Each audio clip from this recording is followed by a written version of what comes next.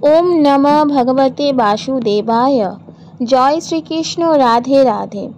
বন্ধুরা, ভগবানের কাছে প্রার্থনার সময় কেউ যদি ভগবানের দিকে তাকিয়ে মাত্র এই তিনটি জিনিস চায়, তাহলে ভগবানের কৃপায় তার সমস্ত মনের ইচ্ছা পূর্ণ হয়। ভগবান তাকে কখনোই খালি হাতে ফেরান না। বন্ধুরা, ভগবান শ্রীকৃষ্ণ তার শ্রীমদ্ ভাগবত গীতায় অর্জুনকে জীবনে চলার পথে কি করা উচিত এবং কি করা উচিত নয় সেই বিষয়ে বিস্তারিত ব্যক্ত করেন।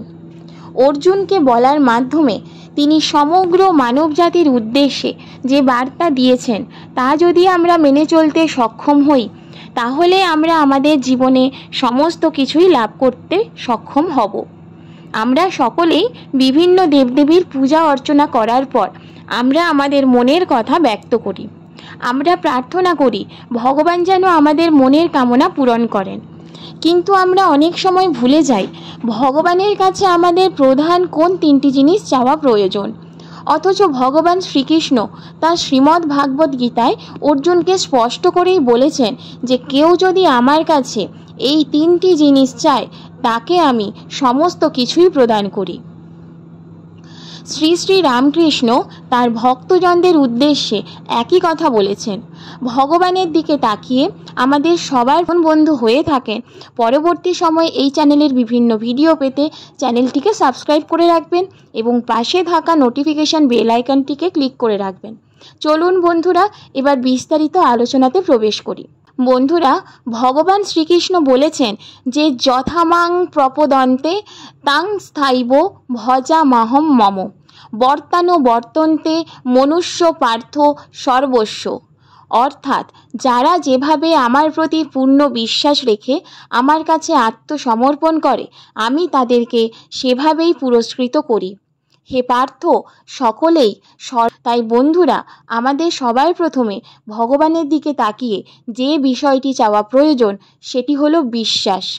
তার প্রতি এবং নিজের প্রতি আমাদের বলা উচিত, প্রভু আমাদের এমন বিশ্বাস দাও যাতে কোনো কিছুই আমার সেই বিশ্বাসকে ভাঙতে না পারে।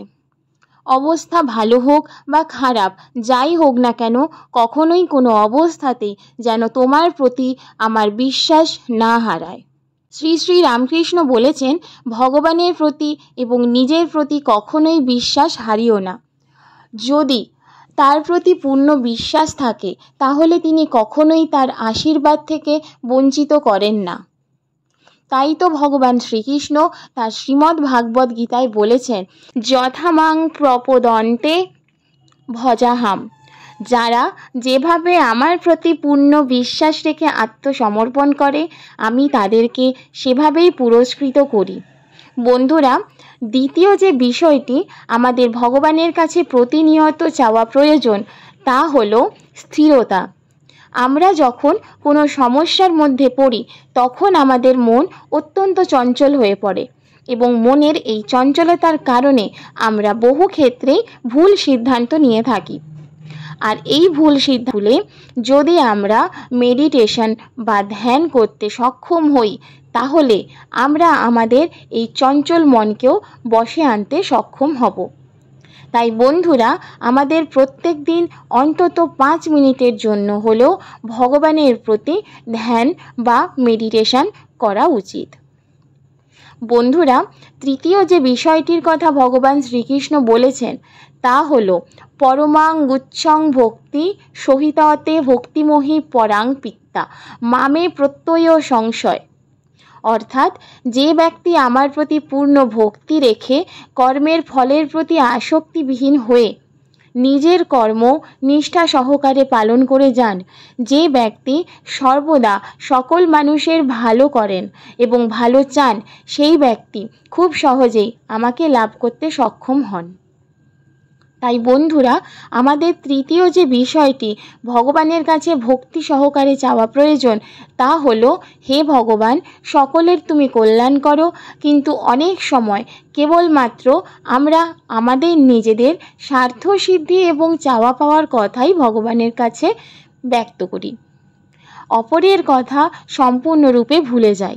কিন্তু যেদিন থেকে আপনি মন থেকে সকলের কল্যাণ কামনার ইচ্ছা প্রকাশ করবেন, সেদিন থেকেই ভগবানের বিশেষ কৃপা লাভ করতে সক্ষম হবেন।